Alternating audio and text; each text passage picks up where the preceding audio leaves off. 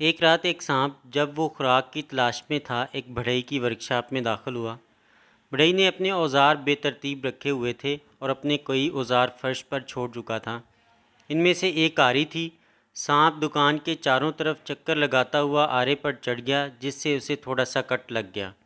ایک دم یہ سوچ کر کہ آری اس پر حملہ آور ہو رہی ہے، اس نے پلٹ کر اسے اتنا زور سے کاٹا کہ اس کے منہ سے خون بہنے لگا۔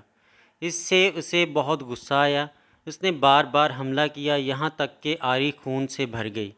اپنے ہی زخموں سے مرتے ہوئے سانپ نے خود کو آرے کے گرد پیٹنے کا فیصلہ کیا اور پوری طاقت سے نچوڑنا شروع کر دیا، لیکن اس نے اپنی جان لے لی۔